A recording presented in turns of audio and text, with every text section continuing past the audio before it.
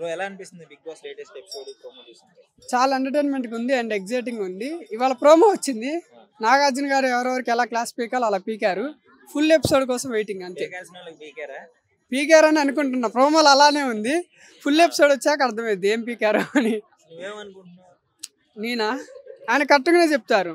అంటే మాధురి గారు కానీ మిగతా రమ్య మోక్ష గారు వచ్చిన ఒకటో రోజు రెండో రోజు పవన్ బిహేవియర్ నచ్చలేదు, అలా పట్టుకుంటున్నారు ఇలా పట్టుకుంటున్నారు, ఇచ్చి పడేస్తా తొక్కి పడేస్తా అన్న దానికి నాగార్జున గారు క్వశ్చన్ చేశారు, ఇచ్చి పడేశారు. తర్వాత మాధురి గారిని కూడా వాయిస్ టోన్ కొంచెం తగ్గించుకొని మాట్లాడండి అంటే నా వాయిస్ టోనే అలా అని చెప్పారు. ఇప్పుడు నార్మల్గానే మాట్లాడుతున్నావు కదమ్మా అని నాగార్జున గారు చెప్పారు. అట్లా వీళ్ళని ఎవరెవరైతే అనవసరంగా ఎక్కువగా మాట్లాడుతున్నారో వాళ్ళకి ఖచ్చితంగా టాస్క్ అదే నాగార్జున గారు పిలిచి చెప్పడం జరిగింది. బయట కూడా చాలా మంది వెయిట్ చేస్తున్నారు, అదే వీళ్ళు ఏంది ఇలా అంటున్నారు, ఈ వీకెండ్ నాగార్జున గారు చెప్తారా చెప్పరా అని. దానికోసమే డెఫినెట్లీ చూసేటట్లుంది కదా. చెప్తారు, ఖచ్చితంగా చెప్పారు కూడా. ప్రోమోలో అలానే ఉంది. ఫుల్ ఎపిసోడ్ వస్తే కానీ అర్థం కాదు. మరి వీళ్ళు ఇలా ఎందుకు చేస్తుంటే అర్థం కావట్లా. అప్పుడప్పుడు టీవీలో కనిపించేసరికి హీరో అనుకుంటుండేమో పోగిరి మూవీలు లాగా. అంటే ప్రోమో చూసాక ఆయన మాట్లాడే విధానం కరెక్ట్ అనిపించింది, వాళ్ళని తిట్టడం కరెక్ట్ అనిపించింది. ప్రోమో మటుకి ప్రోమోలో వాళ్ళని క్వశ్చన్ చేశారు, అడిగారు. వాళ్ళు దానికి చెప్పుకున్నారు, నా రీజన్ నా వాయిస్ టోన్ ఇలా నేను ఇలా అనాల్సి వచ్చిందని. ఫుల్ ఎపిసోడ్ వచ్చాక వాళ్ళు ఏమన్నారు, ఈయన ఎలా చెప్పారో వాళ్ళకి అర్థమయ్యేలాగా ఎలా క్లాస్ స్పీకర్ అనేది అర్థమైద్ది. ఆయన చెప్పాలి. చెప్పకుండా ఉంటే ఇంకా సైలెంట్గా ఉంటే వీళ్ళు ఇంకా ఎక్కువ చేస్తారేమో. చెప్పాలి, అలా చిన్న చిన్న వాడికి రియాక్ట్ అవ్వకూడదు. ఈ రోజు ఎవరు ఎలిమినేషన్ అవుతారు అనుకుంటున్నారు? ఈరోజా చెప్పలేం, ఐడియా లేదన్న నాకు కూడా ఎవరైతారో.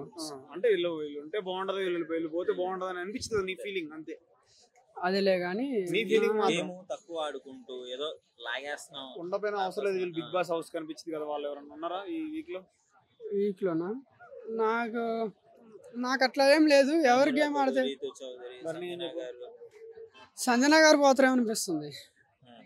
పోయినసారి కూడా ఎలిమినేట్ బయటకు వెళ్తే ఐదుగురు 4 మెంబర్స్ సాక్రిఫైస్ చేసి తీసుకొచ్చారు ఆమెని లోపలికి. ఈసారి ఎలిమినేట్ అయితే మటుకు ఎవరు తీసుకురాలేరు. అయితే ఓకే, ఇమ్ము కామెడీ ఎలా ఉంది, లవ్ ట్రాక్ ఎలా అనిపిస్తుంది, ముగ్గురు అమ్మాయిలతో ఎలా చేస్తున్నాడు ఎంజాయ్మెంట్? ఇమ్ము గారు కామెడీ బాగా చేస్తారు. టాస్కులు కూడా పర్లా నార్మల్ గా, మరీ ఫిజికల్ గా స్ట్రాంగ్ ఆడిపోయినా ఆయన ఎంత వీలైతే అంత బాగా ఆడతాడు. వచ్చిన అమ్మాయిలకి మెయిన్ పొగట్టం. మొన్న వచ్చిన పాట పాడుతున్నాడు కదా, ఎలా అనిపించింది? వాళ్ళు ఆల్రెడీ జబర్దస్త్ లో చేశారు, వాళ్ళకి ఆ ర్యాప్ ఉంది, అందువల్ల పాడుతున్నారు. కొత్తగా వచ్చిన వైల్డ్ కార్డ్స్ మీద కూడా ఆయన పాడటం, ముగ్గురు మీద ఆయన ఎవరే బాగుంటారో వాళ్ళకి స్పెషల్ గా చెప్తున్నారు.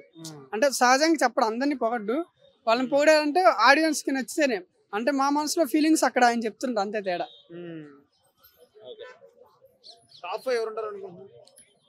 టాప్ 5 ఇము అన్న వస్తాడు ఖచ్చితంగా.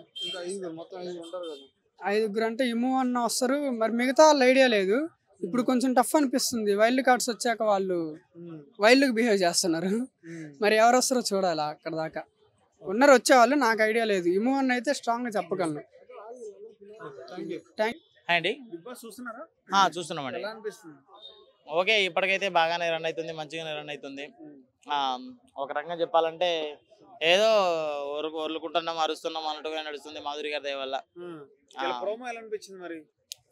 ఏముంది, ప్రతి భాగవతం తీసి చూపిస్తున్నారు కదా, అలానే ఉంటది. ఇక మాధురి చెప్పిన తర్వాత ఎలా అనిపించింది? ఏం లేదు బ్రో, ఇగో ఆమెది ఒకటే అజెండా ఏంటంటే రావాలి, అరవాలి, కెమెరా ముందు కనబడాలి, మేము వినబడాలి. అదే ఎజెండా ఆమెది. పర్సనల్ ఎజెండా అయినా ఏ ఎజెండా అదే ఎజెండా అంతే. ఖచ్చితంగా ఆ మ్యాటర్ మీదనే వచ్చింది, దున్నుకుపోతుంది. కెప్టెన్సీ టాస్క్ చాలా బాగా ఆడారు. వైభవ్, గౌరవ్ను, ఆ తర్వాత సుమన్ శెట్టి అన్న చాలా మంచిగా ఆడారు. అంటే వీళ్ళకన్నా మంచిగా ఆయేషా ఆడింది. కాకపోతే ఆయేషాకి ఏంటంటే లాస్ట్లో కొంచెం కళ్ళు సైట్, ఆమెకి కళ్ళు కనబడలేదు, అది కనబడలేదు, ఇది కనబడలేదు అని చెప్పేసి పాపం చాలా డిస్టర్బ్ అయింది. కాకపోతే తను కూడా చాలా బాగా ఆడింది. అలా అని చెప్పేసి సుమన్ శెట్టి గారును, ఆ తర్వాత గౌరవ్ కూడా చాలా మంచిగా ఆడారు. ఆ తర్వాత సింగిల్ టాస్క్లో గౌరవ్ను నిఖిల్ ఇద్దరికి జరిగిన టాస్క్లో కూడా గౌరవ్ చాలా మంచిగా ఆడాడు.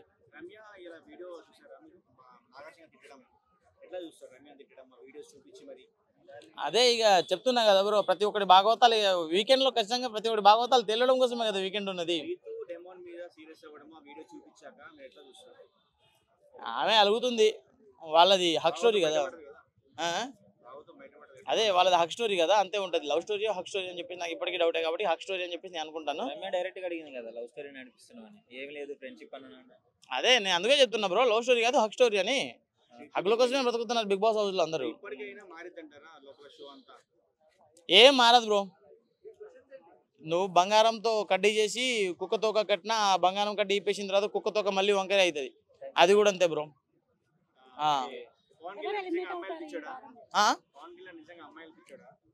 బ్రో ఎందుకు బ్రో అసలు, అంటే ఒక అమ్మాయి బ్రో ఏం ఓటింగ్ రావడం కాదు బ్రో మ్యాటర్. అక్కడ అతని ఇంటెన్షన్ ఏముందో అసలు అది తెలియదు కదా. ఎప్పుడు శ్రీజ ఇన్ని రోజులు శ్రీజ అని చెప్పేసి శ్రీజ మీదకి ఎక్కారు, ఇప్పుడేమో పవన్ కళ్యాణ్ ఎక్కుతున్నారు. ఎందుకు అట్లా? ఎప్పుడు ఒక అమ్మాయి ఏమంటారు, సరే అదే అమ్మాయిలో పిచ్చోడు అయితే ఖచ్చితంగా దాంట్లోనే ఒక మంచి అమ్మాయిని సెట్ చేసుకొని మంచిగా కూర్చుంటాడు కదా మన పవన్ లెక్క. సెట్ చేయడం కాదు బ్రో, సెట్ చేస్తే ఉండేటోళ్ళు కదా, సెట్ చేయలేదు. ఆ సంగతి తెలిసి వెళ్ళిపోవడం కాదు, సరే అతని సంగతి తెలిసి వెళ్ళిపోవడం కాదు. మ్యాటర్ ఏంటంటే మనోడు ఒక బాండింగ్ కలుపుకుందామని వెళ్తున్నాడు. అక్కడ బాండింగ్ అంటే ప్రతోడు చేసేది కంటెంట్ కోసమే బ్రో. బాండింగ్ కలుపుకుంటే సేఫ్ అవుతామని చెప్పేసి ఆ సేఫ్ గేమ్ ఆడడం కోసం వెళ్తున్నాడు అనిపిస్తుంది. లేకుంటే ఫర్ సపోజ్ అదే బ్రో, ఇక చేతులు లేకుండా చేతులు వేయించుకోకుండా ఇండస్ట్రీలో ఎవరు బ్రో సర్వే అయ్యేది? చేతులు వేయకుండా వేయించుకోకుండా ఎవరు బ్రో సర్వే అయ్యేది చెప్పు? ఖచ్చితంగా ఇట్లాంటి వాటిలో ఇట్లా చేతులు వేయడం కాలేయడం ఇవి కామన్. పక్కన పడుకున్నప్పుడు లేదులే కానీ, పక్కన దుప్పట్లు కప్పుకున్నప్పుడు లేదులే కానీ, వేరే బిగ్ బాస్లో చూడు బ్రో దుప్పట్లు కప్పుకొని ఒక చోట పడుకుంటారు. అలాంటి షో మాకు కావాలని చెప్పట్లేదు బ్రో. కాకపోతే అతను చెయ్యి వేయడం తప్పు అని చెప్పేసి అమ్మాయిల పిచ్చోడు అని చెప్పేసి ముద్ర వేయడం కరెక్ట్ కాదు కదా. ఎప్పుడు ఫర్ సపోజ్ ఒక అమ్మాయి వెళ్ళి మాత్రం అబ్బాయిని హక్ చేసుకుంటే మాత్రం అది ఫ్రెండ్లీగా హక్ చేసుకున్నది, ఆమె ఫ్రెండ్లీగా హక్ చేసుకున్నది అని చెప్పేసి అమ్మాయికి సపోర్ట్గా మాట్లాడతారు. అదే అబ్బాయి వెళ్ళి అమ్మాయిని హక్ చేసుకుంటే మాత్రం ఆ కామంతో చూసిండు, లేకుంటే అమ్మాయిల పిచ్చోడు అని చెప్పేసి ముద్ర వేస్తారా?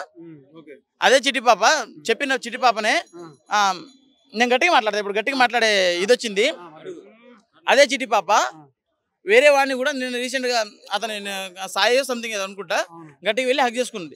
ఆ తర్వాత సుమన్ అన్న కూడా కెప్టెన్సీ టాస్క్ గెలిచినప్పుడు అన్న అప్రిషియేట్ చేస్తున్నారు. అప్రిషియేషన్ చేసినప్పుడు హక్ చేసుకున్నప్పుడు సెకండ్ ఇచ్చినప్పుడు అప్పుడేం ప్రాబ్లం లేదు. ఇక్కడికి వచ్చినాక అమ్మాయిలు పిచ్చోడని చెప్పేసి ప్రాబ్లం.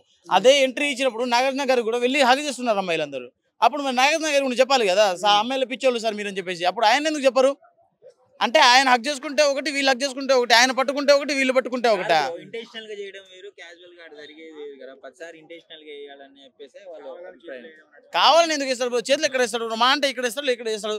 ఆ మాత్రం దానికి ఏమైతుంది బ్రో? అక్కడ చేతులు వేయకుండా చేతులు కాళ్ళు వేయకుండా బిగ్ బాస్ లో ఎట్లా నడుస్తుంది బ్రో? నాకు అర్థం అవడం లేదు. ఫిజికల్ టాస్క్ జరిగినప్పుడు అమ్మాయిలు ఎత్తి పడేస్తున్నారు, చేతులు ఎక్కడెక్కడ తగులుతున్నాయి. ఆ విషయాన్ని ఎవడెట్లా పరిగణిస్తాడు మరి? చేతులు అమ్మాయిలు ఇట్లా ఎత్తి పడేస్తారు. లాస్ట్ టైం ఆమె ఏంది దివ్యని ఇట్లా ఇట్లా పట్టుకుని ఎత్తి పడేశారు. అప్పుడు లేని ప్రాబ్లం ఇప్పుడే వచ్చింది అందరికి చెప్పండి.